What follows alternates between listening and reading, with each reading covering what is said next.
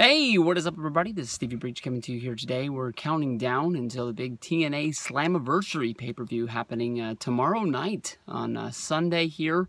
Well, I guess no, because it's Friday. My days have been all screwed up. I apologize. You got 2 more days. But honestly, I'm going to say at least half of you guys that are watching this video right now didn't even know that SLAMMIVERSARY was a thing. Most people probably aren't even going to know. This is going to be a video talking about the Matt Hardy versus Jeff Hardy feud. I think most people probably this week heard the most about TNA that they've heard about in a long time. It seems that honestly TNA, really the only thing we ever really discuss about them is, you know, the rumors of them closing down, the rumors of them being, canceled by a television network, Dixie Carter and the Carter family, Panda Energy, pulling the plug, I guess you can say, on them. But, this week they had a director's cut video released, which was the contract signing of Matt Hardy and Jeff Hardy. Brother Nero. Honestly, I heard a lot of hype about this. I heard about it for honestly at least about 2 days before the fact that I actually watched the video.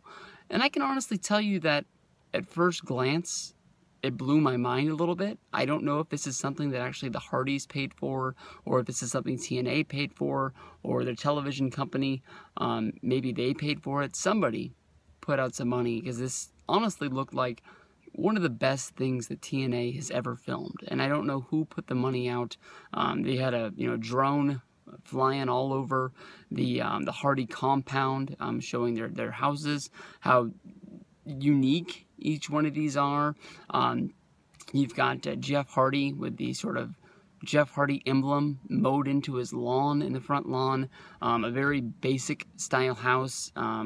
Him riding his dirt bike from his house over to Matt's house. Matt having a very classy, sort of historic, almost suburban style house. A lot like a mansion. It's a big fucking house.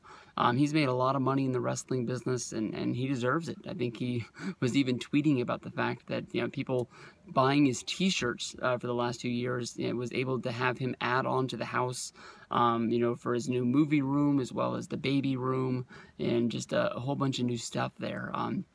These guys are legends, and definitely we've talked about the fact of we've talked more about Jeff Hardy returning to WWE more than Matt Hardy.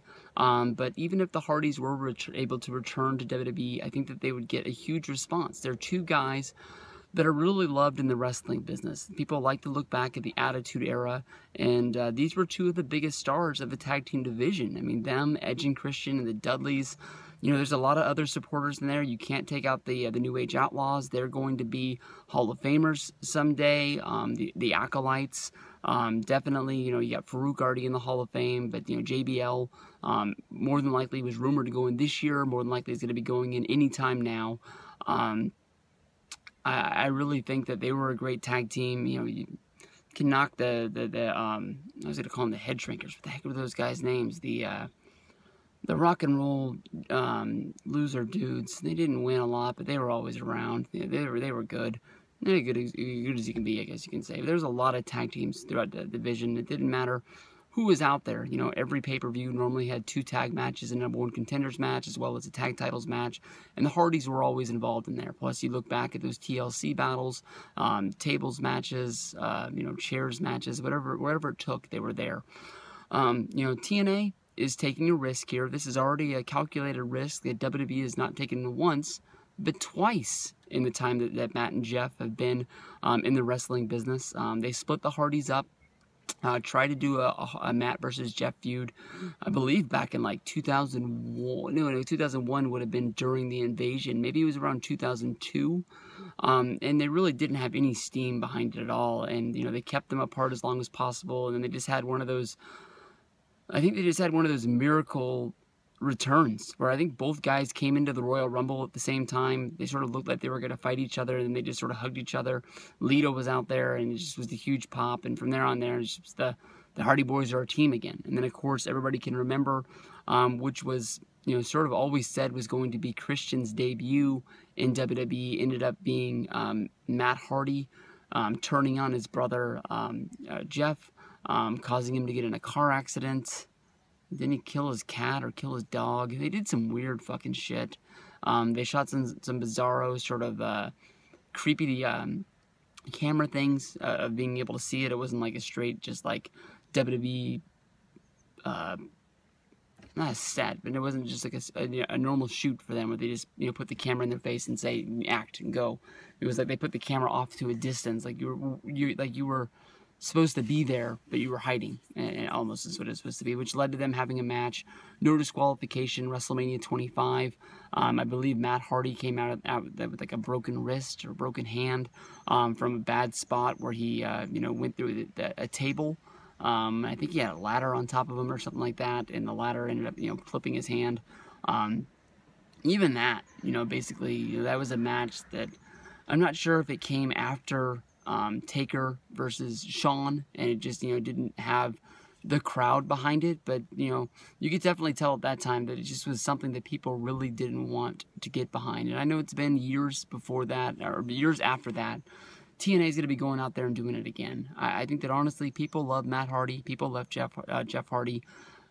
People who don't follow TNA, who didn't really understand the metamorphosis or the change of Matt Hardy, where he basically lost his mind because he lost the TNA World Title, probably thought this guy was nuts, seeing him wrestle on the indies. Almost going with like a Mozart or a Beethoven, some sort of like, you know, classical music guy where he's dyed the middle of his head gray to sort of show that he's gone crazy. He doesn't really upkeep his hair anymore.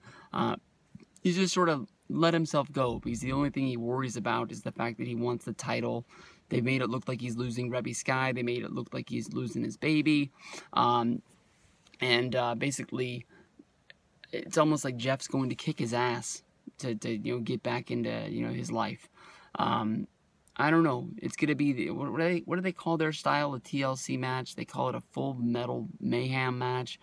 I don't know, man. The video is really weird. It got a lot of people to talk about TNA. I don't think it's really going to result in them getting a lot of buys for Slammiversary. I don't even really know who to pick with this. I always sort of pick the underdog, which would be Matt Hardy. I think he gets more out of beating Jeff than Jeff gets out of beating Matt.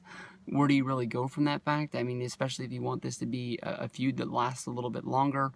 If Jeff beats him, what do you do? If Matt beats him, at least you can have some sort of other match. But starting off with a Full Metal Mayhem match, you don't really have anywhere to go from there.